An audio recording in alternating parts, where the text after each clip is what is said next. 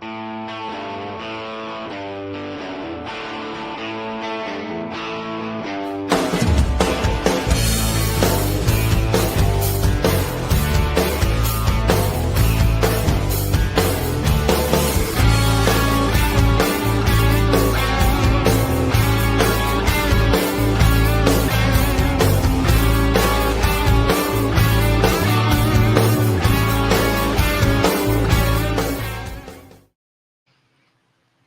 morning. Morning. Dancing to our theme song. You can't bait me into criticizing that. I can't bait you into being happy, cheery, peppy, go lucky. It's my default. No doubt. Uh-huh. Thank you for being right up on the microphone. I'm sure everybody appreciates it. Yeah, listen. Joe thinks I need to eat this microphone. So if I am blowing out anyone's... You're really loud. Yeah. But I like it. It's if I'm good. blowing out anyone's eardrums, that's Joe. You are set at the same audio level as I am. And I'm on the mic the way that I should be. I'd love to know, over the last several weeks, has anyone watched this show and not been able to hear me? I could sit here and you can hear me. No, constant complaints about, like, we can barely hear Kelin. She's whispering. We can't have that. That's not true. I'm being gaslighted here, and I'd love for someone to comment and say, I hear Kelin just fine on a regular basis. What's on your brain? Bring it. I'm excited about something. Okay. Have you heard about comedian Matt Rife purchasing Ed and Lorraine Warren's house? You know anything about that? Okay. So anyone who somehow does not know who Ed and Lorraine Warren were, if you've ever seen the movie The Conjuring, there's like a horror film franchise, The Conjuring, Annabelle doll, all of that centers around this couple, Ed and Lorraine Warren. They were real people. I think Lorraine just died recently, like in the last year or two. Mm-hmm. Her husband died maybe a few years before her. They claim to be psychic mediums. They worked with, they worked in this realm of fighting like demons and evil spirits and things of that nature. And people would call them when they thought they had cases of demonic possession in people and homes and things like that. And they would collect different artifacts from their different cases. One of which was the Annabelle doll. A lot of people know about that one because they made a movie about this doll that's supposedly possessed by evil spirits and all these different things that are haunted, supposedly, that they have taken from different cases of researching and experimenting in and working in the paranormal. Well, they have a house with a room and they have locked all of these items away because apparently demons can't get out of glass cases or something. I don't know. In this locked room. Well, recently, maybe a couple weeks ago, there was a story that went viral because a paranormal researcher suddenly and mysteriously died while touring with the Annabelle doll. Mm-hmm. Obviously, could be a coincidence. I don't know, but he died. It was in the news. He's now gone, and we just found out that comedian Matt Rife and a good buddy of his have purchased Ed and Lorraine Warren's house and are now the legal guardians, not owners, but legal guardians and keepers of all of their haunted artifacts, this museum they call it, including the Annabelle doll.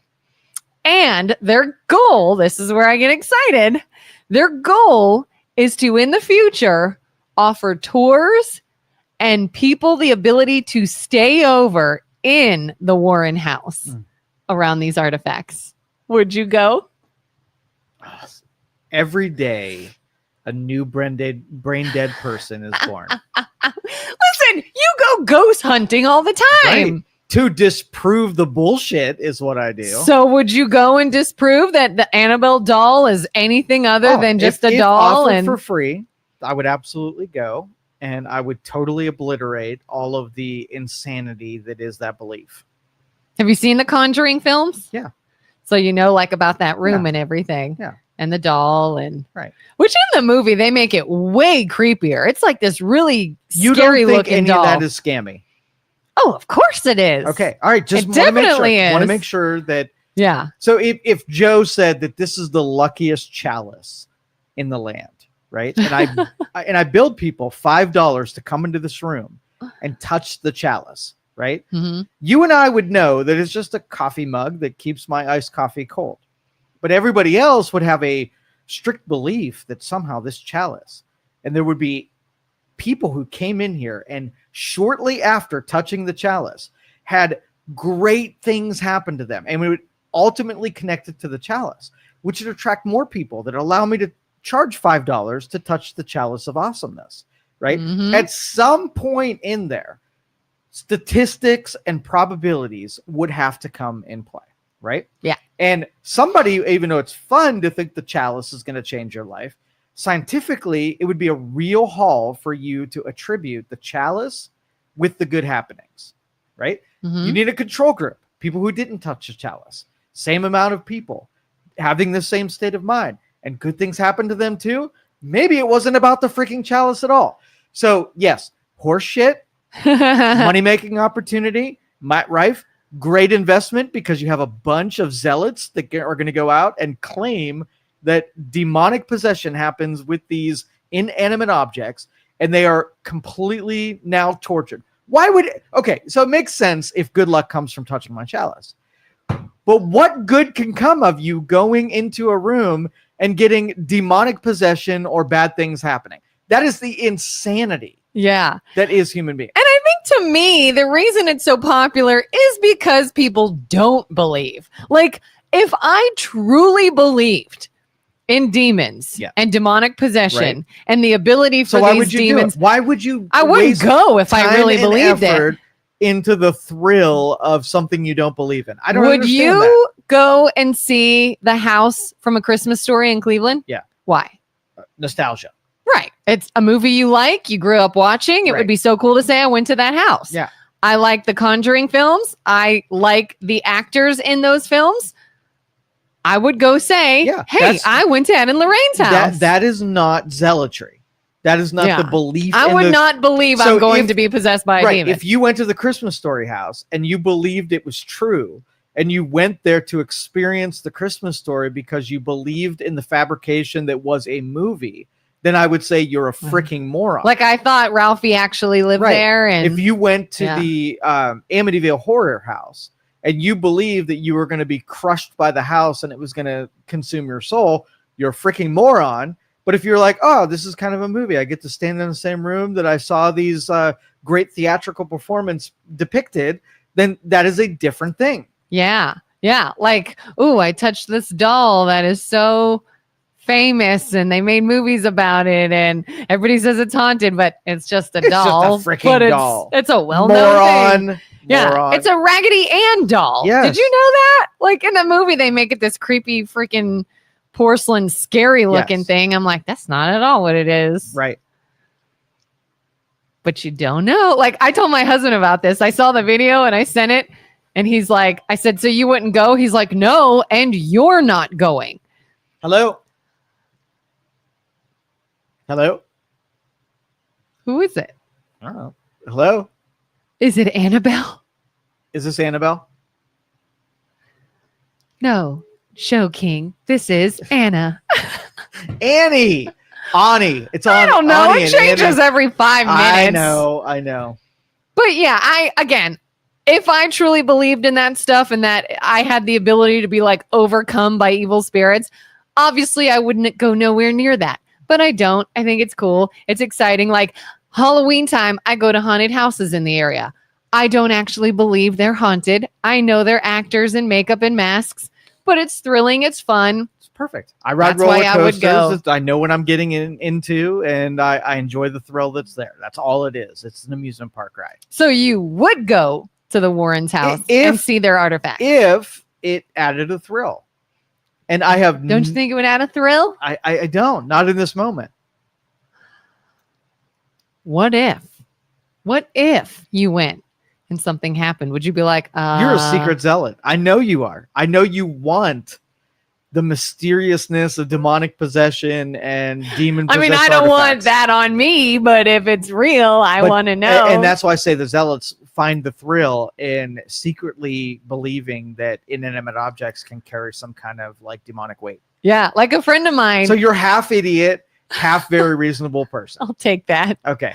Well, a friend of mine's going to see Matt Rife this weekend. Yeah. And I had sent him the video too. And I said, oh, yeah, my husband won't let me go to this house. He's like, yeah, you don't want that bad juju bringing it to your home. I was like, Matt Rife's been in the house and touched the doll and been around these artifacts. So if the bad juju is a real thing, is it not on him? And you're going to go see him this weekend? And it's like, I'm like, so clearly you don't believe that that's a thing. No, the devil protects the host. Like, that's the deal. Like, the host never gets consumed, their soul, right? Their job is just to purvey and get more people in there. So Matt's protected. If you believe in the mysticism. I don't know if that's how that demonic. works. No, I have personal You've researched it. Total research. I get it. I don't know. If I could go, if it were simple and inexpensive, I would consider it. No, listen, it is more Matt Rife than it is Annabelle Doll. Okay, you are a white, middle-aged woman. Yeah, if Matt Rife's gonna be there, and so he attaches. It's almost like Sydney Sweeney says, "I bought a house, and you can do tours of it." How many people were there because of the tour of the house, and how many people were there because it's Sydney Sweeney's big boobs house? Yeah, people buy her bathwater. 100%. So. No, it's less Matt Rife. No, it's more Ed and Lorraine Warren. No, you have to admit that if it was anybody else, you would not be like seriously contemplating it. If anybody else bought that home and said, you're welcome to come see it, I would still want to. I doubt yes, I would. I think it's all about Matt Rife. No, I think it is. 100% not. A huge attraction. 100%. Ed and Lorraine Warren is my biggest interest. I think you're all in. Scary stuff. Listen, if Matt Rife's going to be there, that is icing on the cake. I will admit that. That's a bonus. Plane ticket. If Matt Rife was going to be there, would there be a plane ticket involved? It would not matter if he was there or not. It would matter on how much does it cost, how convenient. I'm doubting you. But you said it, so Matt I'll believe you. Rife's going to be there. I think they're going to sell tickets. They're going to hire people to run this whole thing. They're going to have staff there that's doing it. And Matt Rife will sit back and collect his check while he's on his comedy tour. Yeah. I have no assumptions that I will in any way, shape, or form be around Matt Rife. All right. Bob Smith buys this house. We're not even talking about this right now. Not true. True. Not the reason I'm talking about it is because they're giving an opportunity for the general public to come in and see it. Yeah. That's why I'm like, yes. Okay. Huge doubt, but I'll go with it. Go with it. What if Matt Rife bought it with a partner? What if it's just his buddy, his partner, not him? Then it would be important to even say that he bought it. It wouldn't even been a news article, no press release. Nobody would even paid attention to it. It'd have been just like probably Bob not. Smith. Yeah, it's a celebrity who bought it, so that makes it even more interesting. Some doll getting hawked to appeal to the public, and they depart with their money to see a doll that doesn't do anything. The paranormal researcher that died, I can't even tell you his name. Exactly. Yeah, you're bought in Matt Rife to the celebrity endorsement. Don't listen, because he is a celebrity. I was fed the information. It came up on my social media, the algorithm, the People magazine coverage, the news coverage. Everybody got probably more coverage on it because it was a celebrity that bought this thing that had already been in the news. But I don't care. I'm just glad I saw the information, regardless of who owns it. I'm not judging you. Don't get all defensive about the fact that you just want to go see an Annabelle doll because he's hot. Like. No, it's because it's Ed and Lorraine Warren and the Annabelle doll. I'm dismissing all of that. I'm saying it's not that. I'm putting that aside. Listen, it's all about the doll. If Matt Rife purchased a house in Cleveland, I know I don't need a plane ticket. I don't even need a full day. I'll just go there and see this house. Right. Wouldn't put more energy into that than I would to go see this Ed and Lorraine house. I'd put more energy into Ed and Lorraine if a non-celebrity owned it. So if Matt Rife bought a house in Cleveland and he wanted to display his unique vases from around the world, you'd be like, don't care. It's Matt Rife. I'm totally going to see it. I love vases. No, like vases. I don't love vases. I would not go. I don't care who has it. Okay. Now listen, if it were Ryan Reynolds. No, I'm just kidding. I would. All right. Howard Stern. Did you hear about this? No. So Howard Stern, he was a favorite of mine growing up. Like everybody. Really? Yeah. You're driving Okay. around, you're listening to K-Rock in the morning, shock jocks, doing all kind of absurd things, totally entertaining. Like there's been times where I was listening to a segment that he had, and it was so captivating that I would stay in my truck and listen to the fulfillment of the segment rather than get out and do my job or doing whatever. So that's good I radio. Loved it. Time spent listening. Okay. He found out that if he does something that's beyond the status quo, he does something that's a little low conflict there, low controversial, that people would listen. And he made a entire name for himself in radio as being the shock jock who did not care about the FCC and would just do whatever he wanted to do. And people had lots of respect for someone who'd push against the machine. We love that. Mhm. Later in life, K-Rock, he was very expensive personality, caused a lot of conflict for the radio stations that hosted him. And so Sirius XM Radio decided to buy out his contract, and he went completely satellite radio. So in order to listen to Howard Stern, you had to pay $60 a year to listen to Howard Stern. And for the short term, they paid him gobs of money, more than $100 million a year. Holy crap. To host a radio show and bring his entire audience to a satellite radio market that absolutely needed a headliner, right? Yeah. Totally filled that void, filled that role. New cars would come and they'd have a temporary subscription. People would listen to whatever, and then they would become subscribers. And that he made XM radio what it is today because of his audience. 15 years into the future now, his $100 million price tag it's not having the same effect.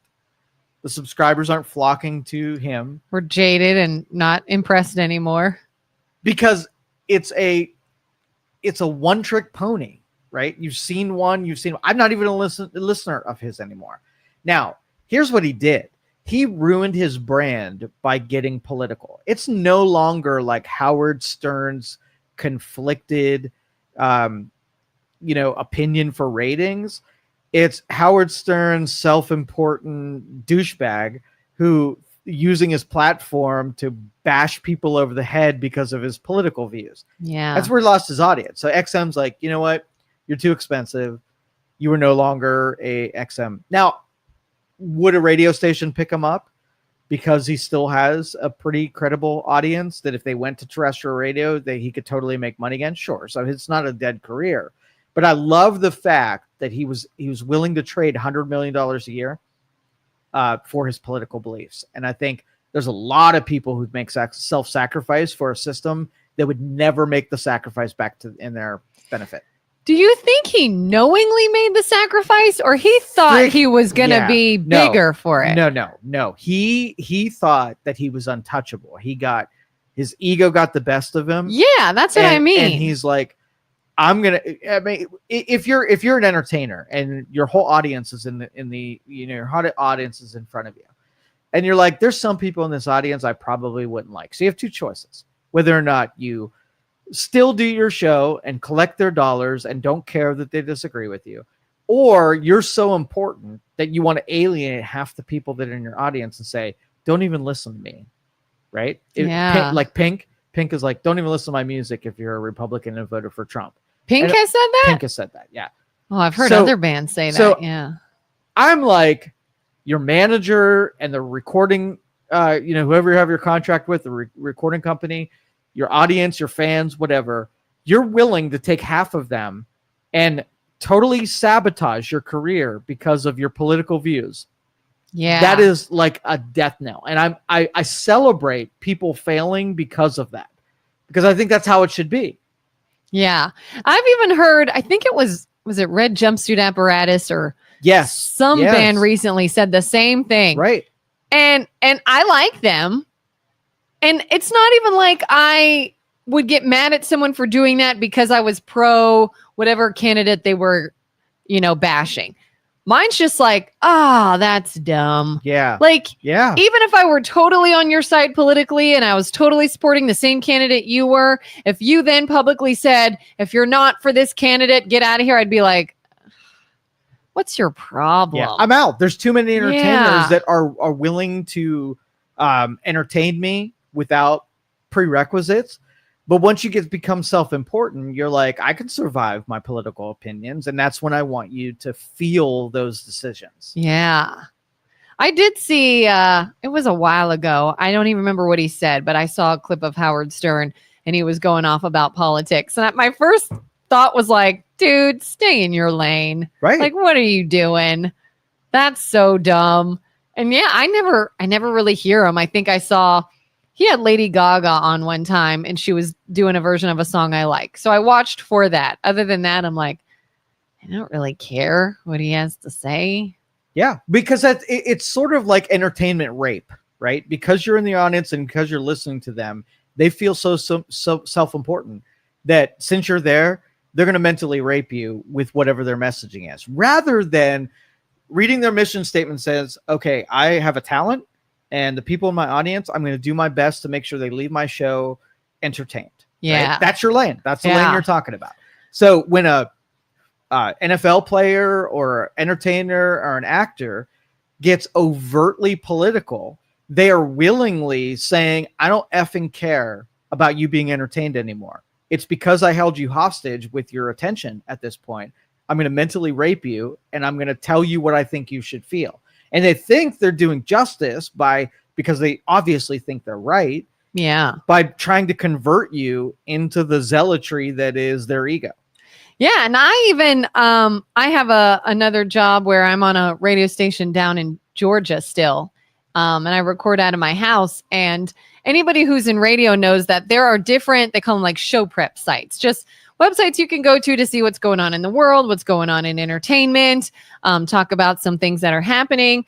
And this one site I always use, the first half of it is all like government, world headlines, things of that nature, and I'm always like, nope. And I go down to the entertainment one because I'm there to entertain people and to make them feel good. Right. I don't want to talk about overly serious stuff. Right. And two, when it's political, I'm not about to bring something up that's going to be divisive and going to cause an argument and going to alienate people. I'm like, we're here to entertain, not just feed into the whole, let's continue to stir the pot and make people mad. And if your platform is for that, it's for that. But not everyone is. It depends. It's a bait and switch. So let's just say I'm Matt Stone and Trey Parker, right? My goal is to piss everybody off. Yeah. It doesn't have to be always entertainment. If you became popular by doing X and you continue doing X, then everybody has expectations and no, right? Yeah. But if you got people in there to be entertained, and since you have their attention, that you switch the script and decide to go into your own diatribe and alienate those people, that's where if you were like, hey, come to the concert where we make you feel like shit and we pressure your views and we're not interested in your entertainment. We want you because you're captured. Yeah. Then it's equal, because then people who don't want that don't show up and they don't feel like they've been hoodwinked by whoever's on stage. So if you have Dixie Chicks were a good example of this. So I like the Dixie Chicks music. They were on my playlist. They made me feel good. The songs that they sang were good. They did all the things I wanted to do. I became a fan of the Dixie Chicks. And during the George W. Bush era, they decided that they were going to get uber political, right? Mm-hmm. And they even made songs about that. Right? Yeah. And then they got hammered by their country roots and, massive conservative contingent inside their fan base, and they alienated them. So they didn't made a oh shit song, weepy song about how they're unfairly being judged and demonized by the people that they freaking alienated, right? Yeah. And I was like, that's freaking solid. But then I watched them as what they were complaining about during George W. Bush's era immediately dissolve when every other president that was a Democrat. So Obama could have done the exact same freaking thing.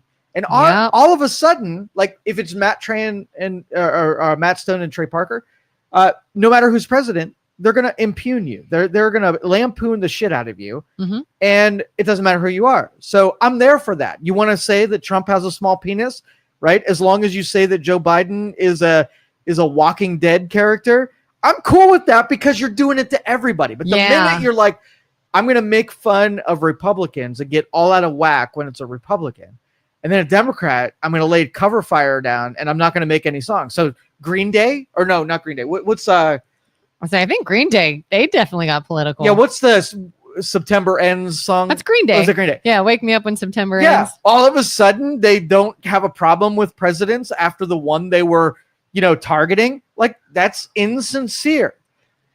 Well, if you were at a concert and it was a band you loved and you'd been dying to see and you listened to for years, and when you were at that concert, they said something like that. Dead to me. They were like, get out if you vote for so-and-so. Immediately dead to me. Would you leave? Leave. I would leave. God, that would be so disappointing. The stay in your lane thing is a real thing. There was actually a guitarist, and I don't remember what band they were from, but it was profiled on X over the weekend, and he lifted his guitar and it said some anti-Trump message, right?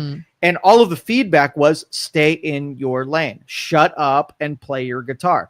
And that is the absolute wisdom that musicians and artists, because you don't see, with rare exception, you don't go see a musician or an artist for their political beliefs. You're not like, I wonder what they're feeling today, right? Yeah. We're not looking for that. We're there for the freaking They're music. like, oh, I can't think or make up a decision on my own. Maybe my hero, this musician, can tell me how to think. Right. And exactly. who should I be for? Very few exceptions are showing up for that. We want to be entertained. We want to hear the songs that we like.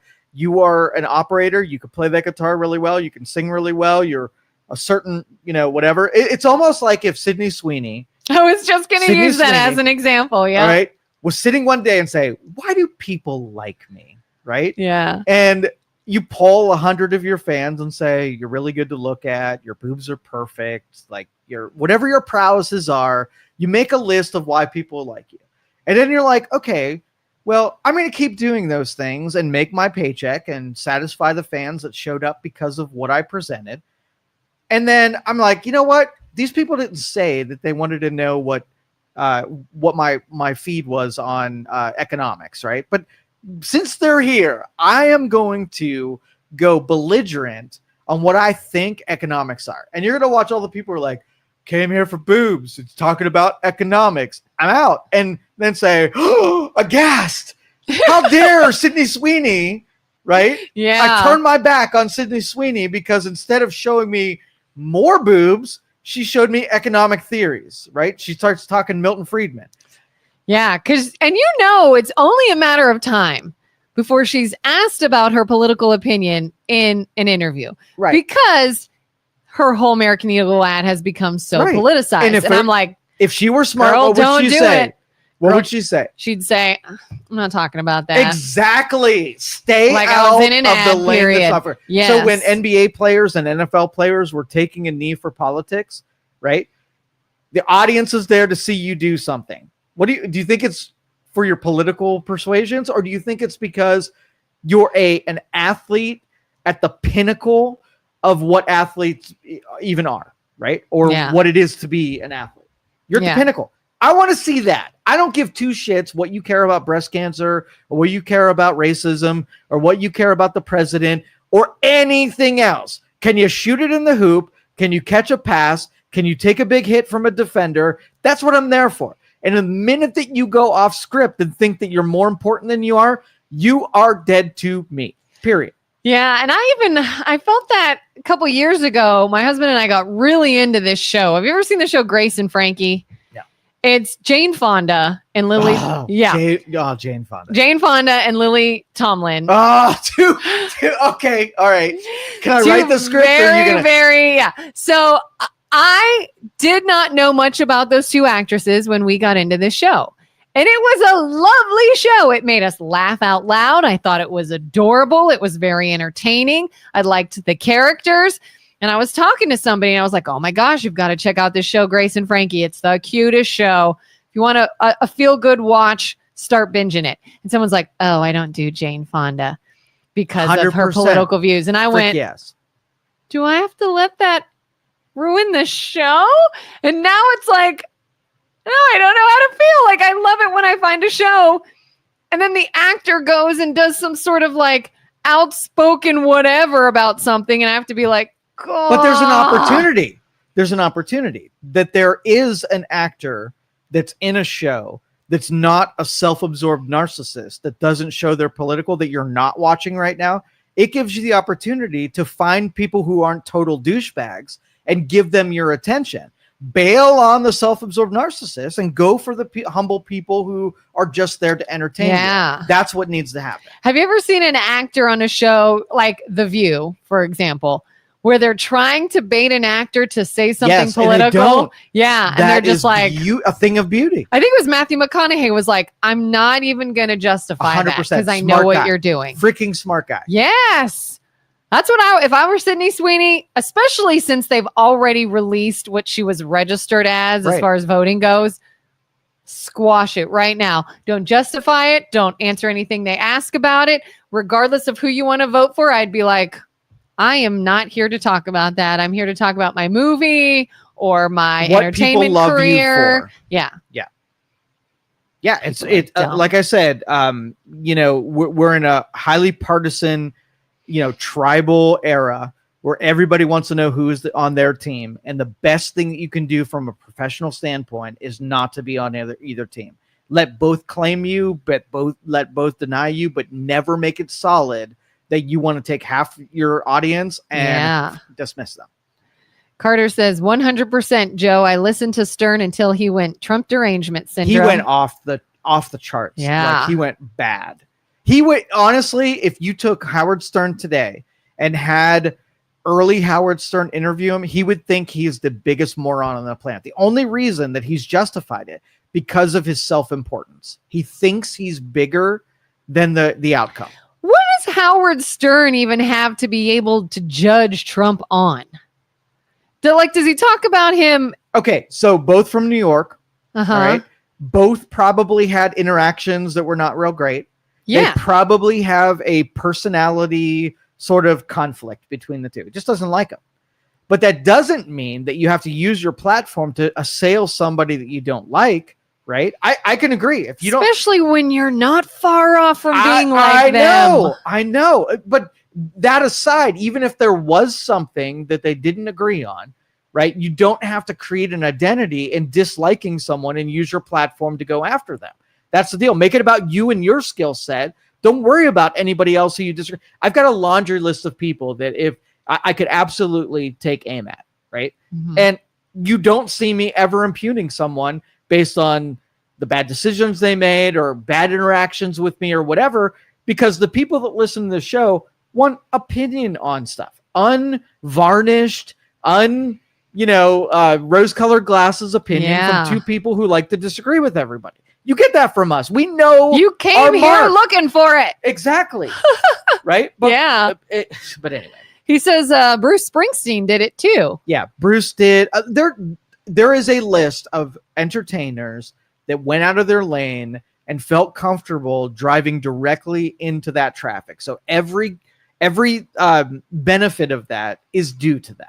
Mm. And I feel no remorse when somebody says, okay, the Michael Jordan example. I sell shoes and I want to sell 100 million shoes this year. And I'm going to come out and say, you know what? White people are stupid.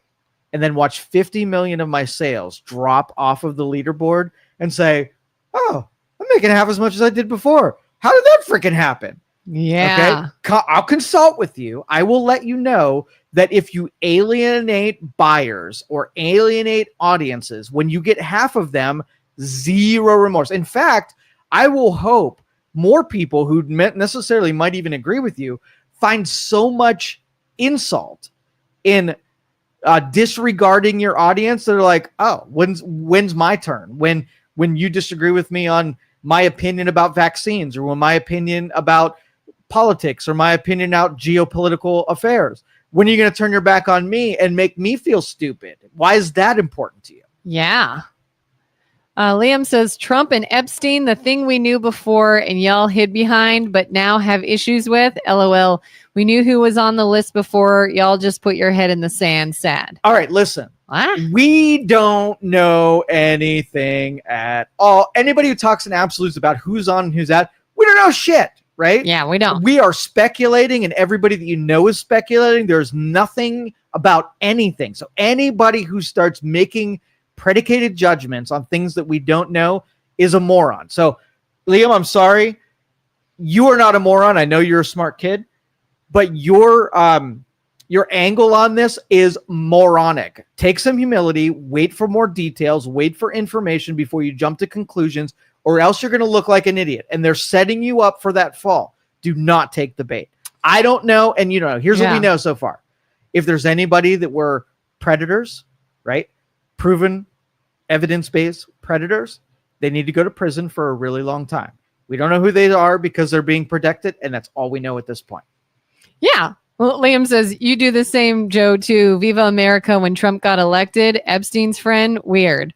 Like, if that list were to come to light and Trump were on it, you'd be the first person to say, lock him up. Absolutely. 100%. Lock him up. Without exception. Yes. We have never in any way, shape, or form said, punish the people who were involved except for the ones we give like. this guy a except free maybe ride. him. Yeah. Except maybe him. We have said anybody, all of them, any of them. Okay, so but a reasonable exchange would be, let's just say the Department of Justice goes through the Epstein, all of the people that were involved, and all of them are Democrats. Would you not then say, hold up a minute, what is the likelihood, probability-wise, that when you did an investigation, they were all Democrats, right? It would not be believable. So I would defer to Liam's suspicion whether or not there were going to be some people that were not included in that. That's almost an absolute certainty. So my suggestion was, if you form a commission on imprisoning people on the Epstein list, bring 2 people from both parties to be able to sort through the data. Bring the data in, and then have 2 people on both sides. And that way, 2 advocates. The Democrats are going to advocate for this guy was on the list, and the Republicans are going to be like, well, this guy was on the list but through the conflict, those 2 personalities, those 2 positions, we will ferret out more than 0. Right now it's 0. There's no people. There were thousands of women, young girls that were abused, sexually abused, and we have 0. What's a better number than 0? 1. So if you take 1, like Prince Andrew was like the only one we know that partook. Why him, by the way? Why was Andrew the only one we know about that has been outed as a purveyor of sexual deviancy? I think because he's far enough removed from us, if that makes sense. Like, that's an innocent, naive approach. You don't think that's one of it? Like, we're going to give you just enough, but it's not somebody in a position here that can actually be that detrimental? No. Okay. No way. I think it's one of the reasons. So Epstein was used as a leverage blackmail agent for whatever, Mossad, for CIA, for whatever. He was a blackmailer. He was collecting leverage over people for either his personal advancement or a law enforcement advancement. You said he was a CIA blackmailer, as either or like he was allowed to behave. Did you see the FBI review, by the way?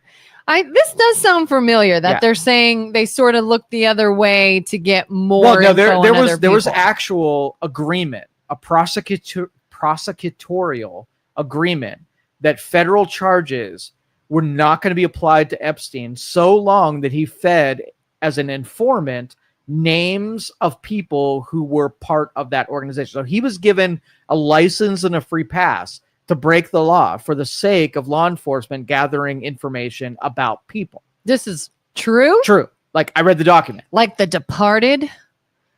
Except that guy was a cop. But anywho, go on. Used by law enforcement. Okay. That is 100% certainty that it was used, but it's not the extent of the usage from FBI was also probably CIA, which was also probably Mossad.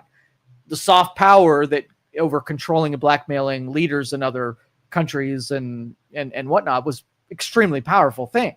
So they used him, allowed the abuse of young girls for the sake of getting information on your enemies or people that you're competing against, right? But that's why I ask, like, if you were formulating and adding all of these leaders, you would expect that the FBI, CIA, Mossad, everybody would use that information to indict those people. Like, once you have the information, you would want to use that to leverage and indict. If there are 0 indictments because of it, what were you using that leverage for? So Prince Andrew really is a confusing one, because what was the upside?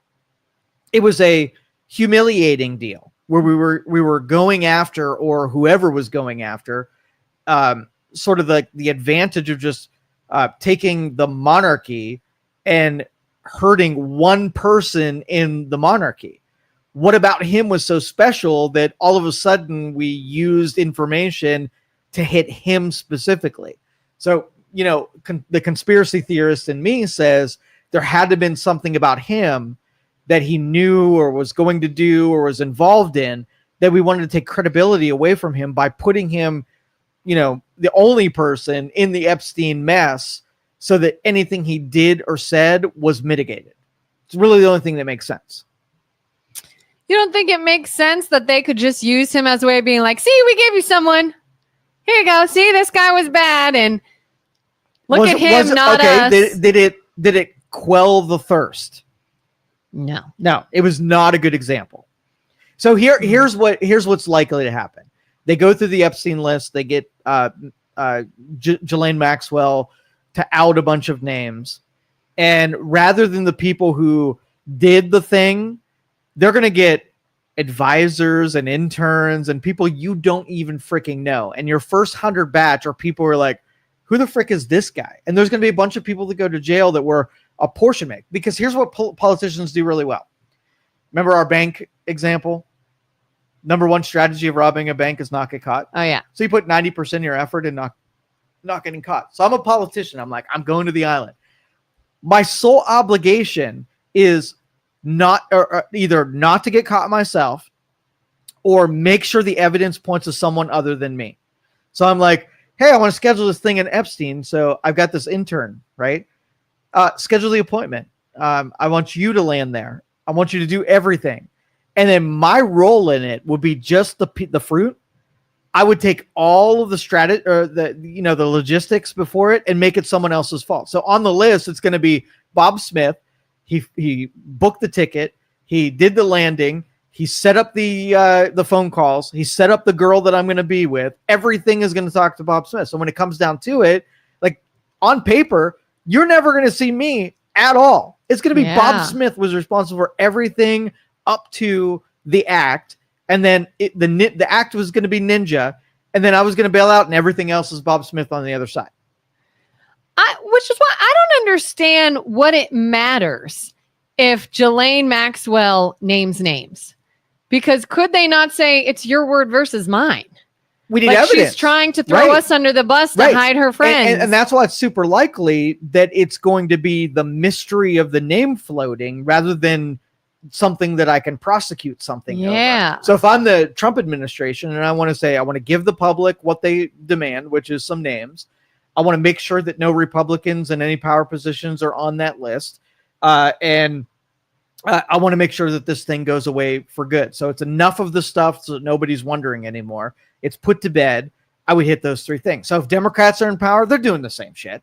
They're going to insulate Democrats. They're going to make sure it goes away, and they're going to give just enough names to satisfy the hunger of the public. Yeah, I think the reason that this is just dead and there's no way it's going to go anywhere is if the only shred of evidence we have is paperwork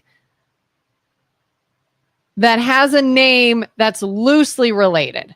Like if Trump, for example, let's say Trump's name is on some documentation that he was hanging out with Epstein, and that's it. Or I don't know, Joe Schmo, your name is on here that you were once on a flight with Epstein somewhere. Like all these little names, but nothing else of substance. But they tell you that person will sue the hell out of you for even mentioning their name and painting them in a light as some sexual abuser on Epstein Island, when all they did is just have a meeting with him about a building or had lunch to discuss some business. And that's the only reason their name's involved. If you mention the name in any way around the Epstein Island, you're going to get the pantsuit off of you. So now they don't want to do that either. You have to have more evidence. You're a reasonable person. Okay, so let's just say I'm gonna float some headlines to you, and you tell me what in the end it means. Remember, the predicate is that there was a machine that would have underage girls have sex with prominent people. That is what we're looking at. The people that did that need to go to jail. So I'm going to float you a headline. So the headline is Trump flies with Jeffrey Epstein to Key West, and when they're at Key West on a beach, the two of them have sex with 100 30-year-old women, right? Mm-hmm. What does that do for the underlying deal? Do you agree that Trump has probably had sex with a lot of women? Mm-hmm. A lot of women who were, saw him as a celebrity, wanted a piece of that, whatever. Powerful. Do you think he used his position to be able to have sex with a lot of women who probably wouldn't have sex with a no-name Trump? Yes. Okay. So is that the indictment of being a philanderer, being somebody who has bad moral judgments and whatever? Or is the predicate Trump or person, insert name in here, went to an island that was a machine for privileged people to have sex with underage people? Are those two stories related? What's your reasonable person's response to the Key West story? Yeah, my reasonable person would say, oh, gee, that's pretty close. Like, people went to this island to have sex with underage girls, but he went to this island to have sex with of-age girls. Are they the same? I mean, they're not. One's legal, one is not. But we it's already plausible. established that he has little moral character. So to go to a beach and have sex with people that he doesn't know is in line with what we already know. Yeah. If he had sex with people who were 16 or younger, right, we don't have a headline that says he did that version of it. So being on an airplane, going to a beach, having sex, making comments about, the good bits of women, saying things like that, all already is congruent with what we already know about Trump, that he was a sexual deviant. But the jump to whether or not he was part of the machine where we want people to go to prison for I would not subject somebody going to a Key West beach and having sex with 100 women who are over 30, right? Regardless of the situation. It was sex between two people who were agreed to have sex. Yeah, I disagree with it, but it's not in the same camp as underage girls. Right. It's not the same thing. It'll make you wonder, who do I believe? That's pretty dang close. But it's not. But evidence suggests that you got to have just one. All you got to do is have one. Where there was instance where there was something that was over the line with somebody that was under 16. That's all. Just one. Yeah. And then I'd be willing to take that jump with you and say, well, if he did it once and it's provable, then he probably was at Epstein Island. If he went on the plane and Jeffrey Epstein was hooking him up with something he liked anyway, and he did it once already, now I'm ready to go with you. Yeah. What if he says, yes, I went to this island. I did this thing. I hooked up with a bunch of women. I was told all of them were of age. They gave me this other one. I didn't know they weren't of age. Okay. Still a crime? What are the rules for you and I? So if I go to a bar, still a crime, and somebody says they're 18 and I go have sex with them and they say, nope, I was really 15. What applies to me? The same should apply to you. Yeah. Did you see something? I swear I saw a headline recently that said the Clintons were subpoenaed in this. Oh, there's a list. So the investigation of Russiagate was referred into the Department of Justice for prosecution. And all throughout October, I think from October 1st all the way through the end of November, they have hearings with all of the Clinton, Obama, Comey, everybody that was in that era. Oh, that was about the election meddling. Yes. Okay. Yes. Ooh. Yeah, it's going to get spicy. It really is. And again, what's the statute of limitations on that? Like, we kind of have this habit, we meaning us as America, of looking into something years later. And that seems a little convenient, don't you think? Amazingly, like we'd love to prosecute this, but the statute of limitations elapsed. Yeah, like, we just can't do it. Dang it! If we just hit this earlier, we'd have been right We're on. like 5 years too late. What are you gonna do? But I think most of the statute of limitations are exempt from statute of limitations for what they're pursuing. But there's a lot of people that get away with a lot of shit in government that you and I, in a million years, like if they were eyeballing you, they were coming after you, they would do it promptly, right? They would not care about predicament they put you in by pursuing you. But in government, they get this special deal where it's like, oh, it's kind of inconvenient to go after Obama because he's a president, and we don't go after presidents. That's kind of, that feels like it's, what the founders would have really disagreed with. Because then we're going to sort of be blacklisted from things that we need, and we need that information. And kind of like the Colbert thing, Stephen Colbert, his show was canceled. Yes. And a lot of people are saying that it's because he was so outspoken against Trump. And apparently their media organization is funded by that party, I guess, or what? Something in government funds them. They were losing $40 million a year. Yeah. Okay. So you were canceled because you are not profitable. And the people that subsidized you and kept you afloat while you were losing money are no more. We cleared up the connection between government spending, or started to clear up the connection between government spending and propping up media sources that would help Democrats. If you watch over probably the course of the next 2 years, if Republicans stay in power, the Democrats will probably lose about between, I'm going to say 25 and 40% of their total support across the spectrum, because it was inauthentic. Yeah. So if you can buy media and you can buy academia, you can buy scientists and you can buy, environmentalists, you can, in pharmaceutical, like you're bought, right? Yeah. And all of a sudden, all the things that were making your inauthentic deal, like the public doesn't buy into your deal, but it makes it seem like they do because you own all of the mouthpieces for all industries. All of a sudden that money dries up and you're like, oh shit, like watching all of these industries go out of business because now that the government funding dries up, they can't do it based on public support. You're like, okay, if Planned Parenthood, right, they love abortions, right? And you watch like all these people in support of Planned Parenthood. And the only reason Planned Parenthood survived because the government funding, because liberals decided to put money in the pocketbooks of Planned Parenthood. You're like, oh, dude, if you take the government money away, look at all these freaking people that will absolutely stand up and give $50 a month so Planned Parenthood can keep doing the thing they love, which is aborting everything, killing babies, right? Yeah. And then you're like, well, all this support, why isn't anybody opening their checkbook and making Planned Parenthood? Because it was all fictitious. Yeah. There weren't as many people as it felt like there was because the minority of the minority of the minority, right, were all fabricated. Do you know what actually happened the other day? What? I can't believe I forgot to tell you about this. I was in the house and I could hear talking outside. And my husband comes in and he's like, oh my God, guess what just happened? And I said, what? He was outside and our next door neighbor was outside and they were chatting, I guess. Some total stranger driving down the street stopped in front of our houses and yelled out the window. What did he say? He said something like, oh, hope you didn't like Daniel Tiger. No more Daniel Tiger anymore. Trump's an asshole. Because Daniel Tiger is a kid show on PBS.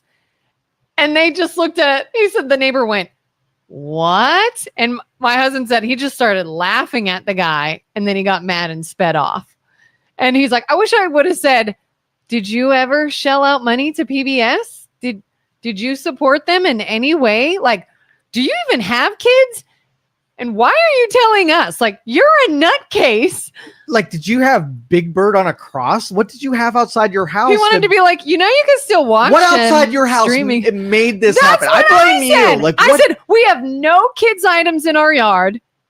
The next door neighbor had some like trucks. They have a little kid. So maybe there were toys in the neighbor's yard. There had to have been. Toys brought this out? I had to have been. Did you have a Trump sign, an American flag? American flag in our yard. That's it. American flag. the liberals are American haters now. Yeah. Right. And so if you have an American flag, you are almost presumed to be a Republican, and Republicans hate Big Bird. And then Big Bird canceled NPR and PBS. So you canceled PBS. Yeah, that's what because we had this discussion. I said, why the hell would is he just yelling at everybody he sees outside? Nope, just American flags. And then I was like, we don't have any kids' toys. And that's what we said. We're like, there's an American flag at the end of our yard. That's it. That's all it takes. That's all it takes. Love for country means you're Republican. Republican means you hate Big Bird. And you should be ashamed. All right. Julie, I was profiled. Julie says, do presidents have immunity? The Supreme Court seems to think so. And the way that I understand it is presidents in the practice of their job have immunity from decisions for things that could put you and I in prison if it is in the capacity of their job. Now, it would be a court case to be able to prove what you did was part of the capacity of your job. So, for instance, if Obama orchestrated a coup against an incoming president, would that be the job of the president to look out on the horizon, see Trump as a threat, and the president's job is to thwart the threat of an incoming president being able to destroy democracy? You'd have to make that argument before a court, and the court would have to say, not the purview of the president. Yeah. So I think if it's outside, so for instance, what immunity was claimed on for Trump? Was it the New York stuff? What immunity are we talking about that I know that they failed to pursue federal charges against Trump because it would be presidential immunity? That's a question for you, Julie, because I'm a little unsure. It wasn't with his Trump University anything. No, not Trump University. I think it was the real estate in New York is what they had federal charges against, and they didn't put him in prison or take a punitive part of the trial because he was going to become president. So he could have been the first president to serve a term while in prison, and they didn't pursue prison because of immunity. But what about a real estate deal would have been in the context of his presidential duties? Like, I don't quite understand it. So Julie, if you want to send it out at me. Yeah. I mean, is immunity for things too, like a president can decide to go after a terrorist organization or another group and have them killed, and you're not going to be prosecuted for murder because you were doing an act of your presidency. You can't be indicted for that. Yeah. That makes sense to me. I don't believe in it. And I think it's just like every other benefit of the political class. They take advantage of it. So for instance, like, let's just say you can do a recess appointment if it's based on national security. Right. Mm-hmm. And then you're like, well, I want to do a recess appointment for John Smith. And because if I don't do that, then Russians are going to get mad and they're going to nuke New York, right? That is not a true statement, where theoretically you could make a loose argument that it poses a national security threat, but it's not real. There was no real threat. You can't get people to say, oh yeah, Russia was like gonna do it if you didn't make this recess appointment. So they sort of like do the fringe cases, and they make arguments that would never pass muster if you and I did it ever.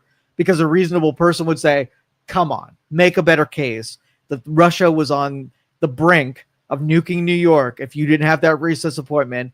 Come on, that kind of thing. But as long as they're allowed to occupy and play that game, and the rest of us are just like, oh, yeah, the Republicans are just like, oh, yeah, they were totally going to nuke us. And Democrats are like, they weren't going to nuke us.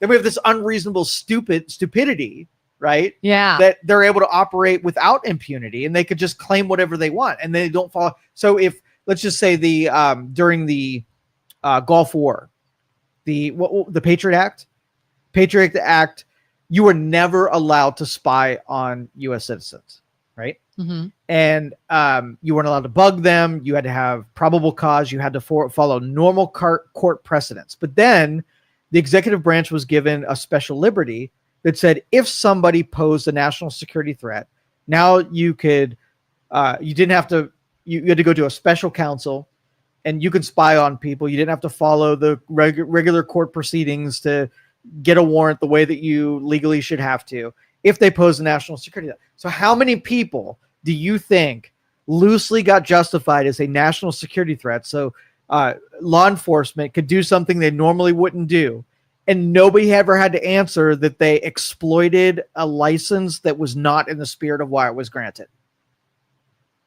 So to me, it's like if somebody's going to attack the World Trade Center and fly a plane into it, you can absolutely spy on someone to thwart that. Yeah.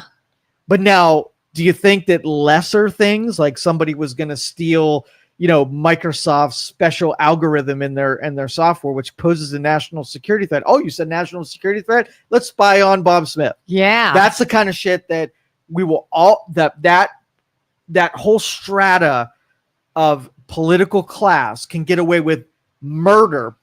Not even, I'm not even being, Yeah, you're not even being dramatic. It could be absolute murder. Yeah. They will exploit it. So that's why, as a libertarian, I hate to grant any kind of privilege to that class, because they are very well funded. They're really savvy, and they will take 99% of it's an exploit and 1% was legitimate. Almost every time. I love Julie's comment. Oh, for the love of, I have an American flag flying at my house every day. Liberals do not hate America. Do you hate Big Bird? If you fly an American flag, you hate Big Bird. Listen, and Grover. Not all liberals hate America. And Julie, I'm sure you don't hate America. But you're wrong if you don't think any don't hate America. And even if they don't hate America, they absolutely will be triggered by an American flag and assume somebody flying one is a conservative. I know that is a fact. Not blanketed, not everyone, but I have seen videos. I've heard people. I have seen lots of evidence that somebody who was very, very, very far left will see someone with an American flag and automatically assume they know all kinds of stuff about them and their political Julie, beliefs. here's a challenge for you. This is a Joe challenge, and I want you to do this for a whole weekend, Friday, Saturday, Sunday. Mm-hmm. I want you to take a red hat that says, "Make America Great Again." And I want you to wear it Friday, Saturday, and Sunday. And I want you to take a notebook. I just want you to peruse, go to some public places. And every time someone makes a comment or says, makes a comment or says something to you or interacts with you, I want you to write down what they did and see what the thing elicited what response. So there was a dude that was kicked out of a baseball game because he wore a MAGA hat. Someone who's kicked off an airplane for wearing a MAGA hat. Because we're getting these associations where if we can tie something to Trump and you don't like Trump, then you have a license then to misbehave because of what that brought out in you. So that's all I want you to do is one weekend, wear a MAGA hat, and I want you to record the interactions. And then I want you to say that it wasn't every liberal that we're going to make comments to you or demean you or give you side eye or whatever, but I want you to pay attention to the ones that do. And I think it'll open your mind a little bit. Carter said, I'll send Julie the hat. Yes. Yeah. But Carter, do that. You and Julie. I want Carter there to make sure that you're giving it a true test. Carter will make sure that you're protected. Carter should wear a BLM shirt. Yes. Yes. Yes. Yeah. Because this is not social experiment. A red hat social experiment. This is, if it's a polarizing message, you're going to get very eager people to tell you how they feel about the thing. So if I drive by and I'm really embarrassed for America right now, and you have that American flag, I am going to tell you that you hate PBS and you hate that the racism that is you're kicking probably illegal a racist immigrants Nazi. 100%. I am putting you in that pro entire taking camp. people's rights away. You hate democracy. Yeah. Absolutely hate democracy. I am now afraid. I bought when Kennedy was running for, not a hat person. Oh, a t-shirt. Carter, do you have a Make America Great Again t-shirt? T-shirt. When RFK Jr. was running for president, I bought some RFK for President merch. And I have a Maha hat, Make America Healthy Again.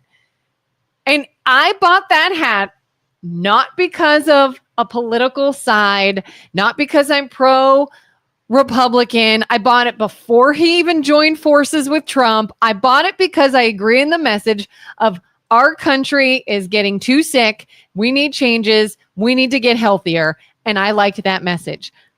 And I have quit wearing this hat because I am so sick of people saying Maha and assuming things about me. Yep. Oh, you right wing, blah, blah, blah, blah, blah. And I was like, you're right, because I want us to quit getting cancer and research medication more and get more exercise and get poison out of our food and all this stuff. Yeah, that totally means I'm a racist, Nazi, Trump loving right wing asshole. Like, all right, so let's talk about this, because this is important. Just like our Coldplay couple about the CEO got all of the burn, and then the cheating HR lady barely got anything, and the distance between that, right? Mm-hmm. Pay attention to that, because it wasn't 50-50. So liberals will outwardly show their ideals, and they are not harshly judged. And Republicans show their ideals, and they are really judged. So like if you had in your yard, I support LBTGQRF3 minus sign divided by sign, right? If you had that in your front yard, that is a political statement, which means that the people who agree with you are going to honk at your house, and the people who disagree with you are going to want to light your sign on fire, right? Yeah. Now, if I have a RFK sign in my driveway, the people who like RFK are going to honk their horns, and the people who disagree are going to light your sign on fire. Mm-hmm. It should be about a 50-50 split. But I think Democrats and liberals feel like their expression should almost be protected from criticism, where it's really easy. Like nobody even feels guilty for you, that if I put a Trump sign in my yard and they heard that somebody egged my car because I had a Trump sign, they'd be like, wow, you had that coming. Yeah. Right? Yeah. It's almost like I get this sense that people that are more right and pro-Trump and pro-conservative almost have this like, I'm going to say what I support and what I like without fear, and I don't care if you agree with me, this is what I like. And the left comes out as, it doesn't matter what I like, I'm speaking out against you, and you're wrong, and you shouldn't do this, and you're a jerk, instead of just saying what they like. Like, I'm support this, I like this, and this side says I like this, I like this. It's never that. It's always you're wrong, your beliefs are stupid, you're stupid, you don't know what you're talking about, you're hateful. And it's like two houses next to one another. One sign says protect women's reproductive rights, and the neighbor says let's not murder babies, right? Mm-hmm. Both of them, when you drive by, should be like, both of these are expressing their opinions on what they think should happen. Yeah. Do you think society would judge one harsher than the other? Which one would be if you give a point system of 100, you got 100 points to spend. Which one is more noble? Which one is more vile? Right? Yeah. Or do you say, oh, they're just somebody's opinion? I would see both of those as someone's opinion. Okay. Because you're reasonable. Yeah. Right? The Julies of the world, or the liberals of the world, would probably see the noble one is we're protecting we're protecting reproductive rights. That sounds like I put on my crown and I put on my armor and I'm like, I'm fighting for the good side, the good guys, right? I don't want to kill babies. Like there's some subtext there that conflicts. They both conflict with one another. They are one for one with each other. One wants to keep babies alive, and one to give the choice to kill babies, right? So they're equal messaging. But one, if you want to kill babies, has so much mind control about it that it's an attack on the woman, even though the message says nothing to do with the woman. It has to do with keeping a life alive, which should feel like if you went back 200 years and say, this is Kelin, she wants to make sure babies live. You would say, that is the most virtuous approach that you could get. Babies alive? Yeah. That is amazing. You are a good person because you want to keep babies alive. But when framed in today's political thing, you saying you want to keep babies alive means that you want to injure the woman, the mother, right? Yeah. And that is the you want to biggest take sin. rights away from someone. Yeah. Why do you hate women so much when you want to keep babies alive? It's in conflict. If you keep the baby alive, the woman has no rights. And it feels like there will be a reckoning. Like there's going to be a like an overturning here, where reasonable people, all those, you take the funding away from the mouthpieces that are the media, and you get it to be that the minority voices are given amplification proportional to how many there are. And then reasonable people are like, yeah, you know what? There's some circumstances that we want to make sure that we're, considerate of. But for the most part, like, we don't like killing babies. Like, that's probably something that reasonable people would say. Let's try to rescue as many of them as we possibly can. And then the majority would agree with that. Yeah, you're being reasonable there. Yeah, and I feel like we are sort of on the cusp of this new era that there is some pushback against the bullshit. Like this fear of, I can't say anything because I might be canceled or I might be looked at in a certain way. People are getting over that. Like, you can support women and want to speak out for them and support them in any way you can and say women deserve equal rights and equal opportunities. And you can support LGBTQ community and say they are human beings and I'm not going to be mean to them and they have rights just like we do. And at the same time say, but a man's not going to play in a woman's sport. Yeah. Because that doesn't make any sense. Right.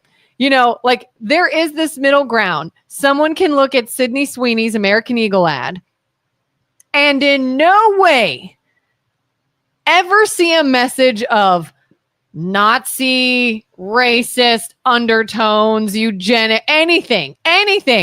It was a play on words. A girl was in an ad campaign. And when they get the pushback of, oh, don't you see that it's highlighting one race over another and it's just pushing this agenda? I think years ago, somebody would have said, oh, you're right. I'm sorry. I didn't notice that. Nowadays, they're like, you're batshit crazy. Yes. Off. Like, no, it doesn't. I think we have this whole new wave of people that are now beyond sick of getting accused of being a certain way or thinking a certain way. That is not it. Yeah. And now I think we have this pushback of, I'm done with you trying to tell me I'm a bad person when I'm not. 100%. And I'm done with you trying to say that I'm some kind of way when I'm not. Yeah. I like your Valley Girl impression, by the way. That was pretty good. Let's see. How do you justify Trump going after Democrats after Kelin's comment?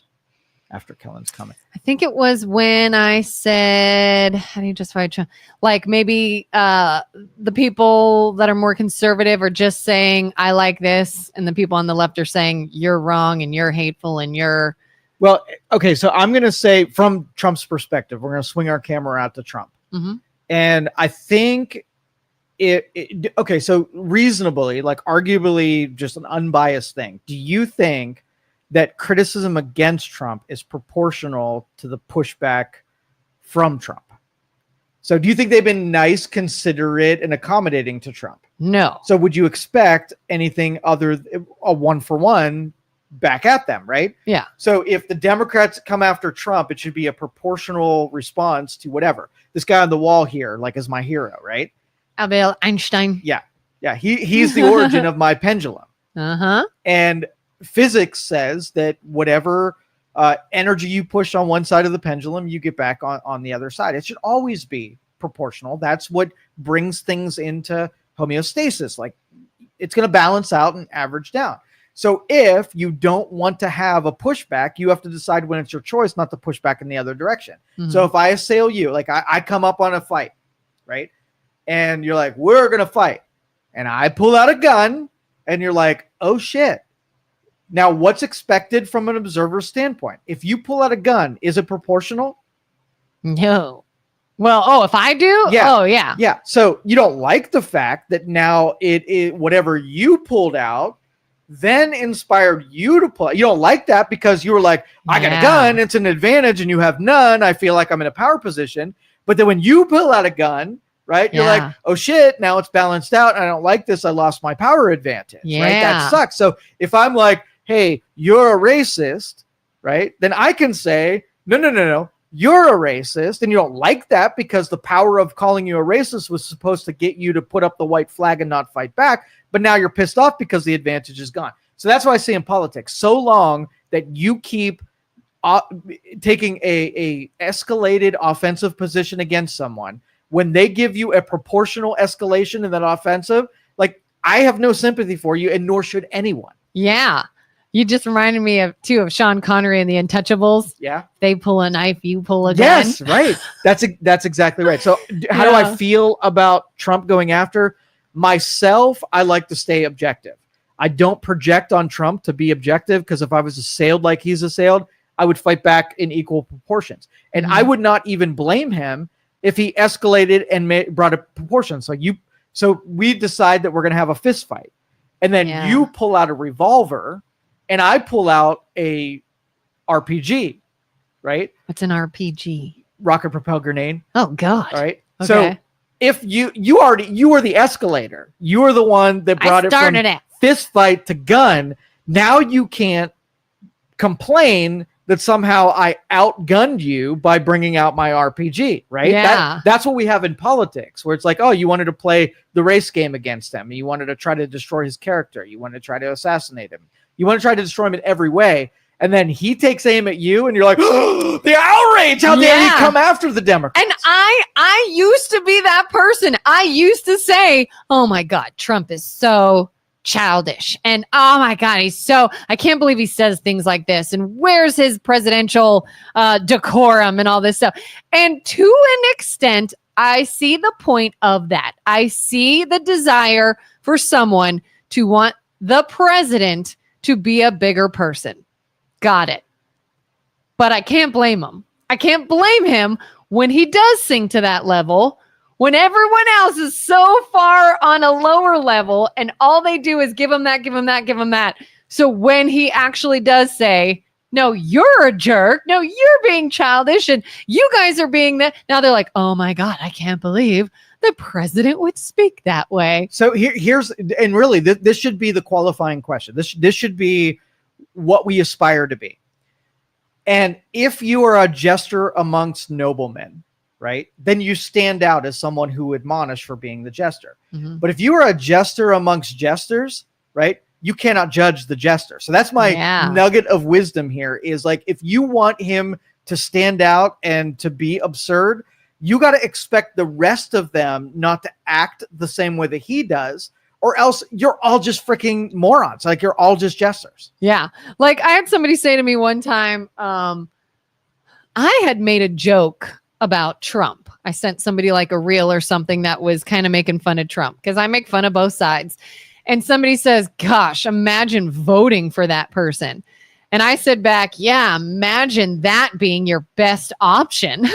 Because it's like, when you show me better, I'll go for better. When you show me someone who does act a certain way and is always the bigger person and has nothing to hide and is lily white and is virtuous and has integrity at all times, by all means, that will be our clear winner.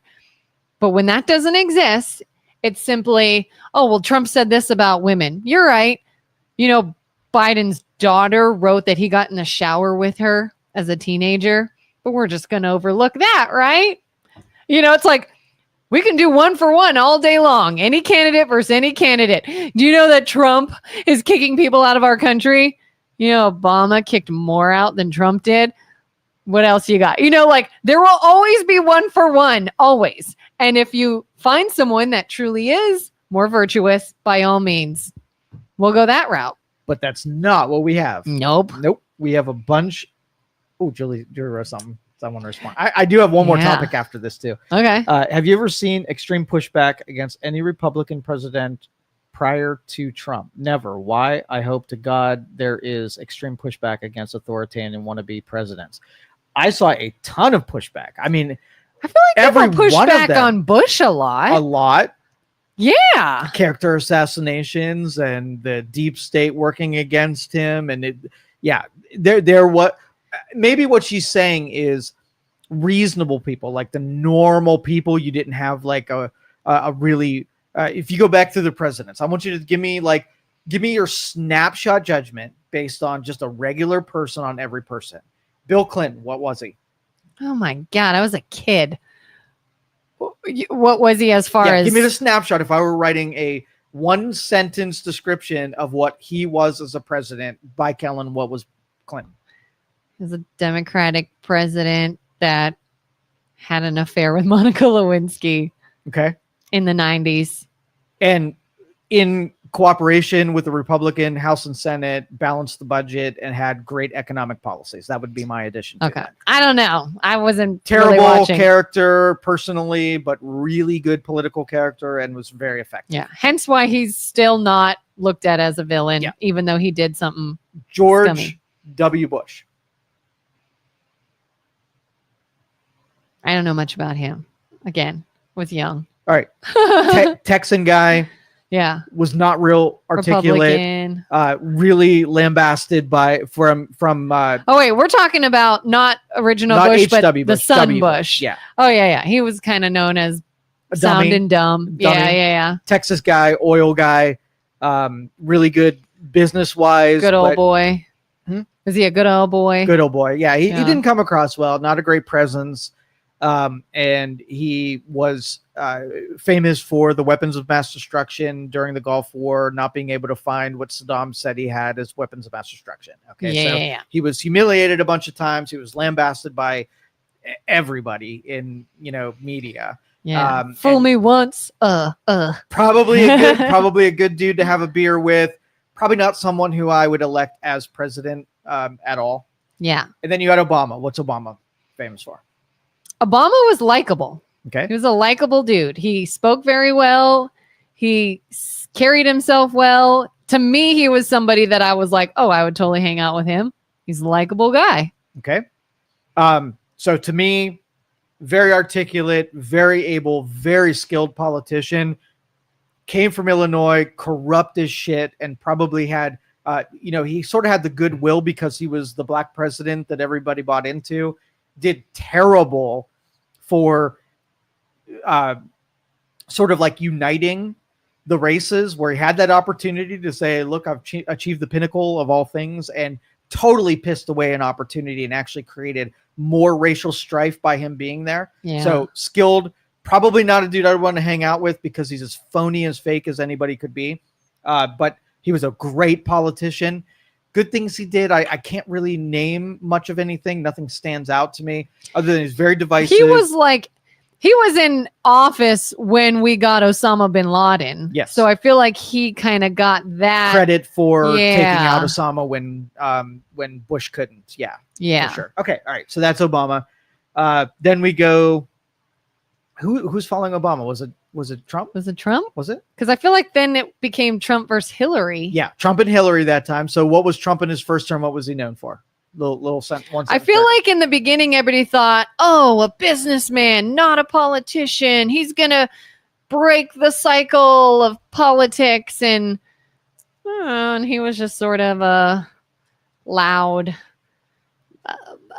egotistical, conservative. So I'll take credit for Trump of being right on him, where he was the punch in the face that everybody wanted to do the government after the Obama years. And you ever order those things in the back of a magazine where like the X-ray glasses or whatever, they say they do certain things. But when you get them, you're like, oh, you fucking got me. These are cardboard. Yes. Yeah. Trump was that, where he wasn't able to do anything really that he said. He was a competent president where he didn't blow me away and, whatever. And then Biden was the biggest embarrassment of a president that we have ever freaking had. Maybe one good year of a sentient human being and 3 years of masking a complete zombie as a president. Yeah. More corruption than we will ever know about. The worst president of my lifetime. And I started really trying to defend Biden.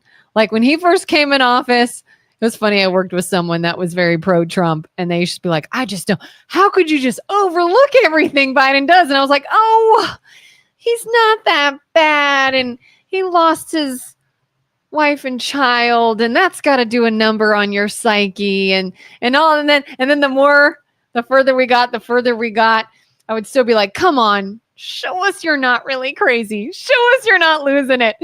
And my confidence dwindled until we got to that debate of Trump and Biden when he really, really just garbled. And I went, oh, we're done. Yeah. It's time to go to bed. So Like- so young Biden in the McCain era, where what was that? What was the Speaker of the House? Newt Gingrich, like that era during the Clinton era when those two were. Those are my favorite. That was my favorite era in politics because the amount of cooperation that you had between both sides was the last time that I can remember contentious arguments ending in something that was productive. Right now, you can have a contentious argument, and it's all about just fleeing the state like they did in Texas, right? It says, I don't want to play with you. But that era was amazing for people compromising. It's the last time I remember. Yeah. I think Biden ramped up on the idea of let's really drive home this idea of good versus bad and people currently don't have equal rights and that's not right. And we need to support the underdog and make sure all these other people that are being kept down are now lifted up. And it was like this pep rally idea of we're going to fight for the innocent and help all these people that are suffering. And then after a while, you realize that was all bullshit. Yes, right. And he then played the game. Yes. And then you realize that everybody who bought into that then dug their heels into that and took it so far in left field that they became the villains. They were doing the very thing they said they wanted to fight against at an even greater capacity. And now you've ticked off everyone else. So now it's like, oh, now you look batshit crazy and you're the bad guy. And now it's like, oh, why don't you just give the election to the other side? If you want to say that the highest order of participation trophies, Biden being president was the participation trophy. He was a Democrat. He did a great job when he was serving in Congress, and they gave him as the pinnacle of his career, the presidency. At the same time, because he didn't deserve it and wasn't the best person for it, he flubbed it up and he deteriorated at the same time. So that's why he's an embarrassment. He was only given it because it was the trophy of exceptional attendance, and also that he was a terrible person. Yeah. And Janet says people bought into Trump and he hasn't done much to improve this country. If you're a Democrat, he hasn't done. And that's the thing too. Like if you believe that he talked a big game and then didn't show much for it, that's one thing. But to me, talking a big game and not showing anything for it is a little different than causing havoc and anger and bias and racism. And like, you cannot be detrimental and just be meh. We've had a lot of the presidents that were like, meh, had high hopes.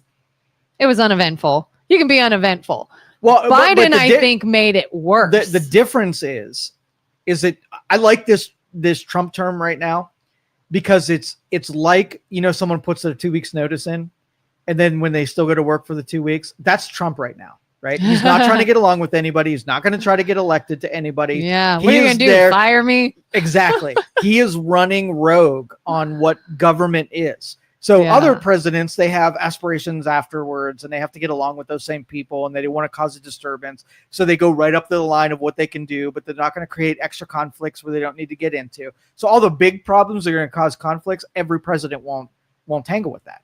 Trump's just like, if it ain't even going to be here any after 3 years. So he touches the third rail and he licks it for all he cares. Yeah. And the rest of us are like, yes, right? So we used to have 100,000 people coming over the border.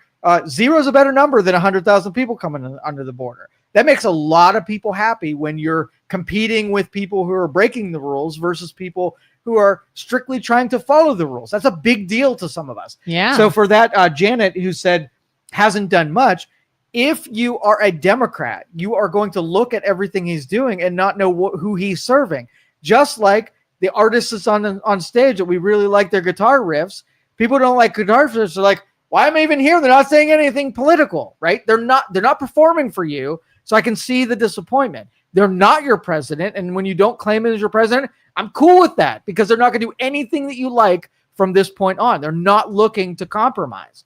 So where there's some presidents who compromise was a big part of why I attribute it, because politics is hard anyway. Compromise is difficult. when you have to do something you don't really want to do for the sake of getting other things you want to do. That's traversing that I would not want to play that game. Where Trump's just like, F you. I'm not compromising. I'm just doing my thing. And that's just where we're at. Julie says, did you ever feel any previous president wanted to toss out the Constitution, toss out the balance of power, and become an authoritarian? Yeah, those I don't agree with any of those things that are levied against Trump. I don't think he's a racist. Yeah. I don't think he's a misogynist. I don't think he's a Nazi. I don't think he hates the Constitution. If Biden pardoned his son, knowing his son committed a crime, is he in any way better than Trump? When you make the statement throwing out the Constitution, what does that mean? They think he wants to just say, no checks and balances on me. No way that I can be held accountable for anything. I have all power. I will do whatever the heck I want, and I am untouchable. Okay, so let's mechanically, like nuts and bolts, how does that actually work? So if a police issues you a ticket, right, and that is law enforcement enforcing a law. If you go to court to defend yourself against the ticket, are you throwing out the Constitution by using part of the procedure, right? You're challenging it. So if you challenge the defense against something, is that throwing out the Constitution? No. All right. If you do something and defend yourself, is that throwing out the Constitution? No. What would be throwing out the Constitution? I do whatever I want. You can't touch me. Give me an example where we're throwing out the Constitution. So, for instance, I'll give you another. For instance, Texas. Okay, so Texas are doing a good bit of gerrymandering. They're going to take like 15 plus districts and rejigger them so that they get more House seats in the upcoming election. Reprehensible as far as I'm concerned, in my opinion, but still, the state house is Republican controlled. And they're going to vote on this gerrymandering, which means the Republicans are going to pass gerrymandering. Now, the Democrats are like, I don't like this. So I'm going to leave my post and I'm going to go to Illinois so you can't vote on it. Is that throwing out the Constitution?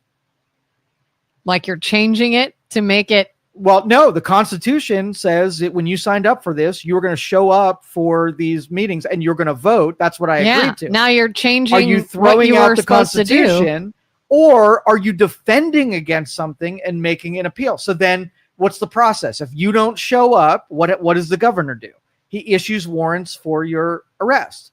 So the procedure is you're supposed to follow the speed limit.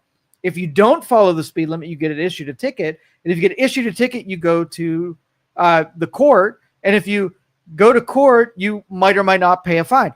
That is what the Constitution is. You have the follow the rules. What happens if you don't follow the rules? What happens if there are penalties following the rules? And to me, that's what the Constitution set up. Both scenarios. So if these legislators, right, go to another state, they've broken the rules. That's not throwing a Constitution because the Constitution says, okay, what if they don't follow the rules? Okay, we issue a warrant. And if they get arrested and they go to court and they go to jail, that's the Constitution actually being followed. Yeah. The act wasn't throwing the Constitution out. The act of throwing the Constitution out would be somebody circumventing that process of doing the thing, the process from doing that thing, and the punishment for doing that thing. That would be throwing out the Constitution. So what do you say when they're like, and I know we've talked about this before, but it's the only example I can think that they keep trying to give is kicking people out of our country without letting them go to court and have their day in court and showing that they should be here or why they should have some leniency. It's easy. Just show me the due process. What is due to them? The Constitution sets out a process for how things are handled and was the process followed? And if you're like, okay, well, here's John Smith and he did this. All right, what does he do? Did he get that? Yes or no? What you think the due process should be isn't the same as what lawyers and judges decide what's true. So, for instance, if you don't follow the rules, like let's just say a person was put on a plane and sent to another country, okay, and they didn't go before a court, and so you broke the law, right? That's not throwing out the Constitution. So what happens when somebody breaks the law? You brought in front of a hearing, you say your thing, and they admonish you. right? That's due process. Just because you don't agree that the legislators who flew to Illinois should be arrested by a SWAT team and put in prison, that's not how it works. You put together an embarrassing admonishment. It's not enforceable, but who cares, right? Yeah. My opinion, whether or not they should be in a prison versus what the actual due process for those legislators are, doesn't matter. If you want the process to be different, that's a different story. But your opinion on what it should be and how it differs from what is has no bearing on whether or not you support the Constitution or not. Yeah. Should an impeached president be able to serve another term? Should they go to jail? Should they go to prison? Right? Your opinion is, oh, they should. If you're impeached, you should not be able to serve another term. And then we go to the documents and say, what is the due process for someone who's been impeached? Should they be? Oh, doesn't say anything about it. Well, okay, you got a beef against due process in the Constitution, not opinion about what the Constitution should be. That's not. Yeah. Like when people say, well, it's too hard to come here legally. Then take it up with that process. That's your beef, not the Constitution. Not how we're reacting to what's already in place. Your beef is, hey, I don't like what's in place. Let's work to change that. We missed a whole bunch of comments. Oh my goodness. That I think we're. Let's roll back. Yeah. Okay, Trump is causing anger and bias, all of the above. Everything is a disaster. Education, National Weather Service, trade, jobs, and there's notion his supporters are buying into that. There'll be some pain to get a better place. For that pain, Trump will... I don't know what that's in reference to. So they're saying there's this notion that his supporters are buying into, that there will, at some point, there's going to be a little pain, but then things will be better. Yeah. And Trump's selling you a bottle of that wine with his name on it. Like, they're being bamboozled. Honestly, it's a gamble. And if that happens, then he was right. And if it doesn't happen, then he will serve a consequence. That's the due process. When you make a statement like something's going to happen and it happens, then you're giving credit for it. And when it happens and it doesn't happen, you're criticized for it. So that's not like... It's not like he's trying to get one over on us. It's, I have some ideas. They may or may not work, but I feel confident, so we're going to do them. If they did work, great. If they don't, crap. But it wasn't this bamboozle. We're straying from how he doesn't like the Constitution. Taking a gamble politically is not same as throwing. So let's stay to the topic of how he doesn't like the Constitution. He's an authoritarian and he wants to throw out the rules that govern people. Yeah, like let's say... Do you really think he will? Yeah, do you really think he'll not try to get another term? Let's say he does. Let's say Trump's like, I'm going to try everything I can to get another term. There's got to be a loophole here somewhere. And they drill through everything. They look at the Constitution. They look at rights. They look at how things go. Let's say he finds a loophole. Yep. And he's like, look at this. Look at this. Under this law, under this example, under this whatever, I am able to do another term. Did he throw out the Constitution? Or did he just follow the rules that now we need to look at and shore the Constitution up? So and now we have to say, crap, there's something we missed. So again, not throwing out the Constitution. Yeah. Your take on Epstein and Trump trying to cover it up, and yes, I know there were Democrats on this. Your take on Epstein and Trump trying to cover it up. I don't know that he was trying to cover it up. I've heard, the Department of Justice were redacting Trump things, but I don't know that. Like, who's saying that? Like, whenever you follow it back. So is it advantageous for Democrats to claim that he was on the list and the Department of Justice were shielding from that? Yes. So if I floated a rumor, right, all I would say is, where'd you get that information from? And I would travel back the sources, just like law enforcement would do. Let's get to an evidence that says that actually happened. All right. Not just somebody's feeling that's advantageous to the part of their argument. So if that's true, where Trump was redacted from it and he's being saved from it, I'll agree with you. I just don't believe it because here's what you've done. You have thrown everything and the kitchen sink at Trump, mostly untrue. And this is just another thing that you threw at him. Yeah. And I'm not going to believe it from you because you've shown that you can be disingenuous. You were the boy who cried wolf one too many times. So yes, I would be suspicious. I'm suspicious of it because of the sourcing. Mhm. He said a lot of shit that wasn't true. And this is another thing. So give me some evidence and I'm with you. But I'm not going to be quick to buy into it until the Department of Justice says it or you have proof of it. And even then, I'm suspicious. Yeah. And I don't even know if we're looking at something where there are these like diehard Trump supporters that he can do no evil. I'm sure there are. Absolutely. But I feel like we've got a bigger group of people that are like, I don't know if I truly trust Trump, but I'm definitely not listening to the other side because I do know that they just hurl things Everything with at him. no way to back it up. Exactly. Let's see. Where in the Constitution? Where was the Constitution argument when Biden let millions across the border illegally? And that's an important point because if your condemnation of Trump is that he breaks a rule knowing that he's breaking it and waiting for the repercussions, but does it anyway, and if you can, through executive order like Biden did, decide that I know the rule's there, but I don't really like the rule, and we'll let it's the same thing to me. So if either you're both going to be outraged on when any president decides that they're going to willingly break a rule, willing to play the consequences because they know there are none, or you give a pass to everyone. If you gave a pass to Biden, you give a pass to Trump. If you admonish Trump, you got to admonish Biden. So long that you're consistent on that, I have no problem with it. But the real question isn't why a president can break the rule without repercussions, right? That's where you need to put your outrage on. Yeah. Why does any administration get to say, oh, there's a rule, let's not follow it, and we know there's anybody could do shit to us? Yeah, it's kind of funny when people say, Trump is the one being divisive and Trump is the one that's making us so polarized.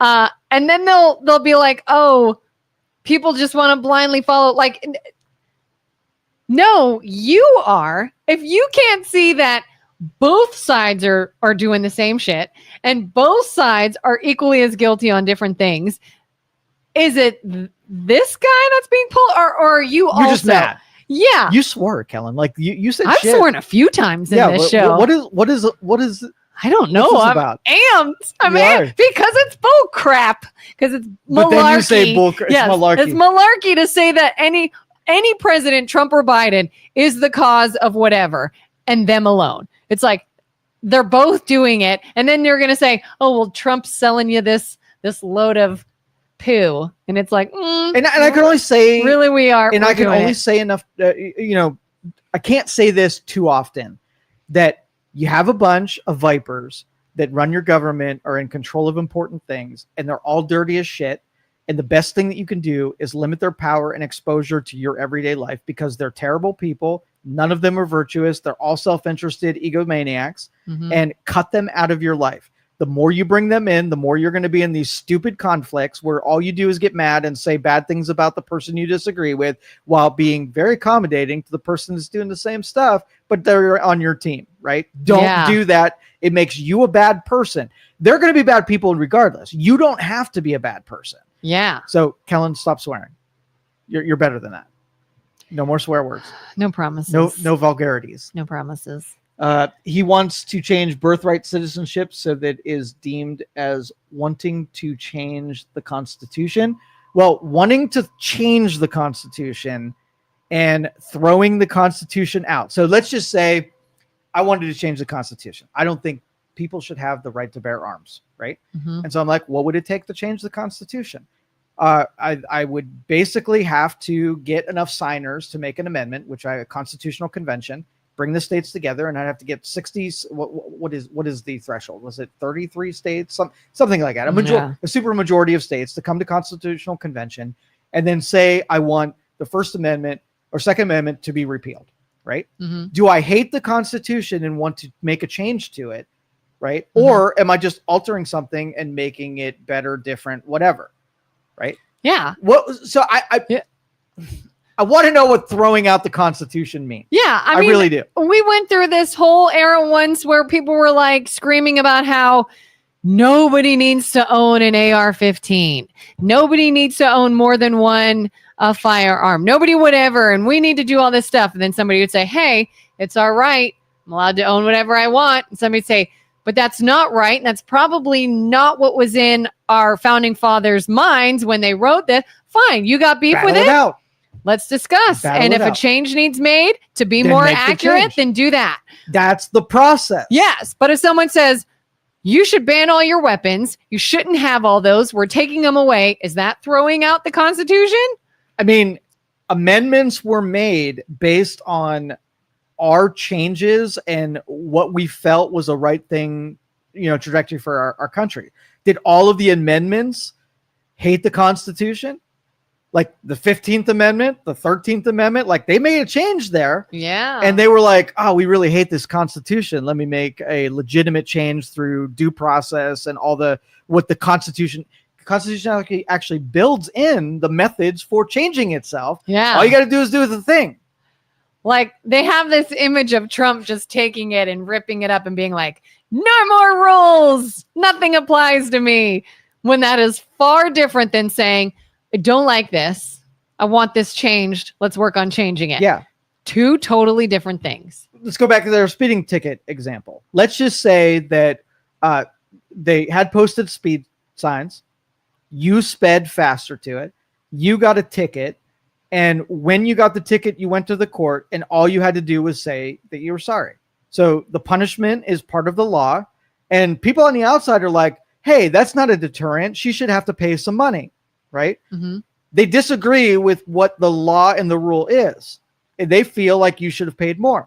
So if you have a rule or a law that has no teeth, if it's ceremonial or just sort of like a formality, and the rest of us are like, hey, wait a minute, you can't break the rules and not have punishment. We got to pay punishments. Then you're like, okay, well, what is the process for changing the rule for speed limits? You go to city council and you draft or state of Ohio or whatever speed limits are set. And you're like, hey, instead of it just being Kelin goes and says she's sorry, we want her to pay $50 on her first offense, $200 on her second offense, loss of license on her third offense, and totally loss of privileges on her fourth offense. And then everybody votes on it. And guess what might happen? If they vote on it and people like it, then it will be the new rule. If the people don't, you're going to have to say, oh, okay, well, my opinion didn't matter much because I didn't have consensus amongst the other people who had to serve under these rules and regulations. I just get to lose. And instead of being mad and say, you hate the Constitution, I'm mad now because you didn't say it. You said no to me and I hate you now. You threw it out. Right. You hate it. You rip it up and tear it. So yes, I mock kings. I mock you because it's not that your passion is misallocated. You should be passionate about things you disagree with. The problem is you're ignorant about how to make those changes. So you lash out the wrong people. When sure, if I think that if a president breaks the law, he should go to prison like everybody else, and they don't, they just get admonished in Congress. Well, if I want to change that, I got to do some shit. I can't just hold a sign up and expect the world to bow to my needs because I'm mad about something. I'm not an entitled brat who thinks that I'm the freaking king, and because I think it should be so should you. Yeah. I got to plead my case the legitimate way. You're just going to drive by a total stranger's house and yell out the window. It was effective. You changed. No more Daniel Tiger. You Like, actually, it okay. made you send a donation to PBS because of that. That was a totally effective strategy. Really worked on us. Trump doesn't follow the law or Constitution. You got to come up with something better than that. Obviously, not a very well articulated comeback. Yeah, it falls on deaf ears. It's empty. Yeah, come on. We're at a higher level during this conversation. That's not going to cut it here. You can take your tripe and take it to talk radio. Trump doesn't follow the law or Constitution. Yes, he does. The end. Yeah. So it's like, where are you going with that? Or if he doesn't, then the Constitution is just a suggestion. Nobody has to really follow it. And we better put some more teeth in not following the Constitution. Yeah. It has nothing to do with Trump. Julie. I feel like I am battling for Trump. And Trump is not my favorite freaking person. This is why we get called right wing. I know. Because we have to push back against stupidity. And then if Trump does something stupid and we push back against it, we get called leftists. Yes, because we're non-tribal. We're not on any team. But when something's Quit unfair, making us defend people that we don't even like, Julie says 100% Kelin. First off, Trump has no clue what the Constitution is. Hold on, pause. Make your Pause. case for not knowing what the Constitution is. I push back on that. If he doesn't know what it is, how can he throw it out? Congress has the power of the purse. Yes. Trump ignores that. He uses the military for domestic political purposes, wants to throw out birthright citizenship. All right, pause. We'll go in on that. What is the power of the purse? And how can it be wielded to control the executive branch? I don't know. All right, power of the purse is where something needs funding. So you do a budget proposal in front of a committee and you say, here's what I need and how much I need. I need a lemonade stand that's going to cost me $10,000, right? Mm-hmm. If the Congress, the commission or the hearing or whoever's holding the hearing says, we're not going to fund your lemonade stand. You've controlled the executive branch because now if they want to do a lemonade stand, you said no based on your unwilling to fund it, right? Mm-hmm. So if the military is used, which the military is already funded, its budget is already set, and they're used in a way that you disagree with, the power of the purse is not even an applicable strategy because the military has already been funded, right? They're not, the constraints are when you ask permission and a new funding on something, the Congress can say freaking no. Yeah. So that is not applicable, Julie. I'm sorry. You're reaching. How about wants to throw out birthright citizenship? Yeah. Wants to. David Hogg wants to throw out the, they want to put regulations on gun control. Wants to. It's your opinion. I want to do a lot of things that I can't do. And so legally it will go through a process to see what you want to aligns with what is. And if it isn't, you either have two choices, adhere to it or change it. That's it. And if you break the rule, you follow all the consequences. If there are no consequences, like I'm sorry for whatever, then you change the consequences for it. Following all of the due process. And if the due process sucks, your beef is with the process, not with what you want. All right? Yeah. So stupid, guy. I'm too logical for these really sophomoric, total tripe that everybody says it frustrates the shit out of me. Come at me better. Oh my goodness. I've said this before and I'll say it again. And I am not on either side as far as right or left. But this is why the left lost and they will continue to lose. Yes. You have the emptiest arguments. You can't even go at things that make sense.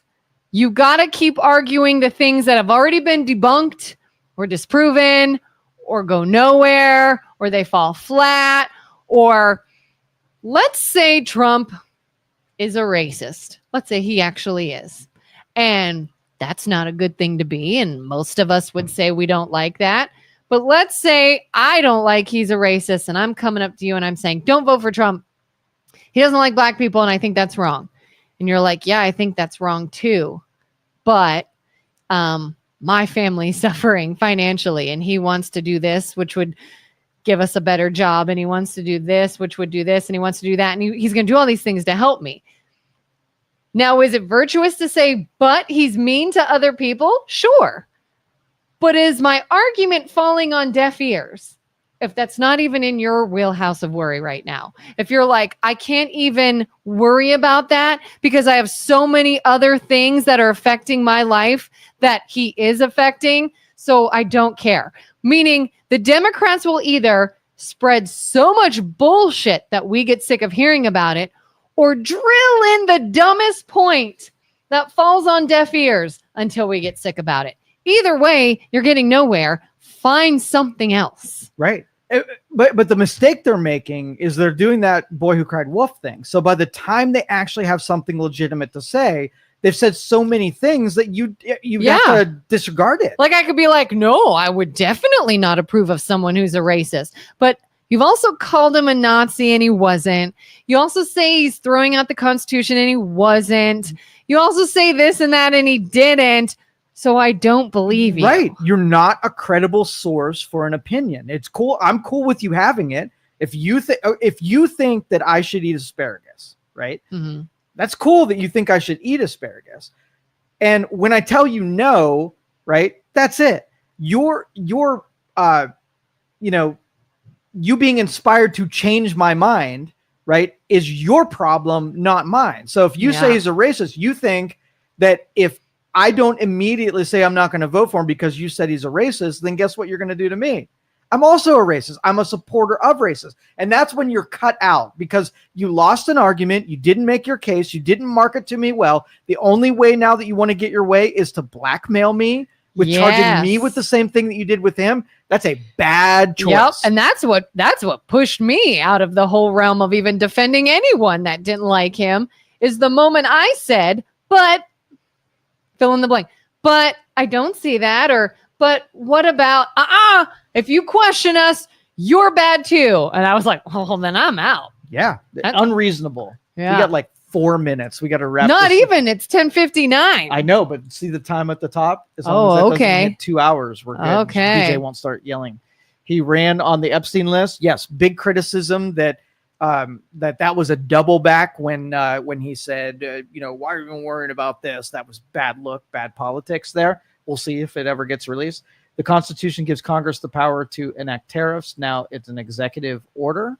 And under certain circumstances, the executive branch, it can levy, and really getting who should be and under what circumstances has been bastardized because the executive branch has overstepped their bounds, and so has the legislative, and so has the judicial. So the principle is, let's pare back all of these powers where they're overlapping, where executive order can bypass the legislature and the judicial can undermine the executive. Like, all of them are misbehaving. And so the premise is pare it all back. Yeah. Neuter all three there's a lot of executive orders get signed that are not way necessary. Off the boundaries under certain emergency circumstances. If you're pulling the fire alarm every day, then it's not an emergency, right? Right. If something unforeseen happens and you pull it, totally understandable. It's something you would have not done and you've tried to not do.